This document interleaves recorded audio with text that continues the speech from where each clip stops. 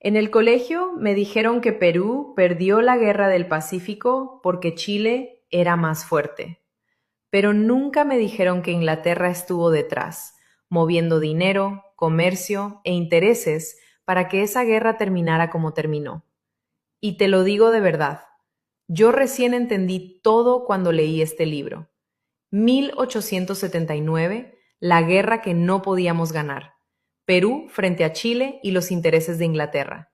Yo compré este libro pensando que era otro resumen histórico, pero terminé leyéndolo con rabia, con tristeza y sobre todo con una sensación fuerte. Nos contaron la historia incompleta.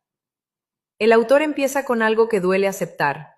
Perú era rico, riquísimo, pero esa riqueza fue mal administrada. El guano y el salitre pudieron habernos convertido en una potencia, pero en lugar de consolidar al Estado, se convirtieron en un botín mal manejado. Y cuando el país necesitó estabilidad, lo que tenía era deuda externa, dependencia financiera y un Estado frágil. Ahí entendí por qué el Perú estaba vulnerable incluso antes del primer disparo. Luego el libro entra directo a la chispa del conflicto, la disputa por el salitre en el desierto, el quiebre del Tratado de 1874 entre Bolivia y Chile, y cómo el Perú terminó metido por alianzas secretas, casi obligado, mientras Chile ya se preparaba con estrategia y visión militar. Y aquí viene lo más impactante, el contraste. Chile fortaleciendo su ejército y su marina, mientras el Perú compraba armas sin cohesión, sin planificación clara y con decisiones políticas que nos fueron empujando al abismo. Pero lo que me dejó helado fue el capítulo que para mí es el corazón del libro, Inglaterra, el gigante silencioso del conflicto. Porque esto no es solo Chile versus Perú.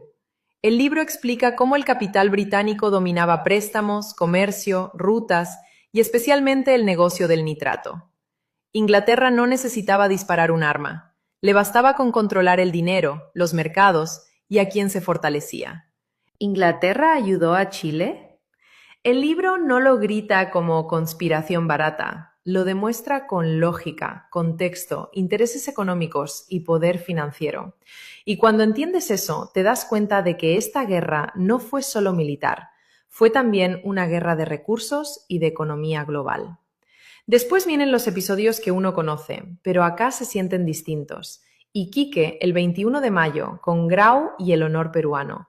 Angamos, la captura del Huáscar y la muerte de Grau, y cómo desde ahí Chile logra supremacía naval y el destino del conflicto empieza a sellarse. Y cuando llegas a las campañas terrestres, Pisagua, Tarapacá, el avance hasta Lima, el libro te golpea.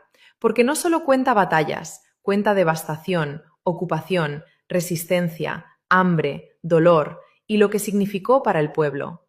Y aún así, el Perú siguió. Cáceres y la resistencia en la sierra me hicieron sentir orgullo, porque incluso en medio del desastre, el país no se rindió tan fácil como nos lo resumen en una sola página. Y finalmente llega Ancón, la factura final. Tarapacá perdida. Tacna y Arica como heridas abiertas hasta 1929.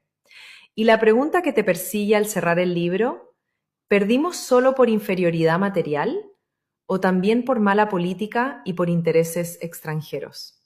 Cuando lo terminé, lo único que pensé fue, esto debieron enseñármelo desde el colegio.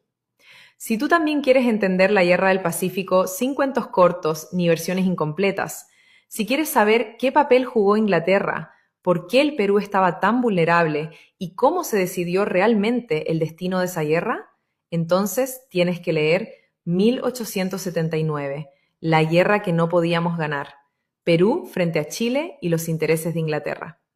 Te prometo algo, no vas a volver a ver esa guerra de la misma manera. Búscalo ahora, cómpralo y léelo, porque esta historia no solo se recuerda, se entiende.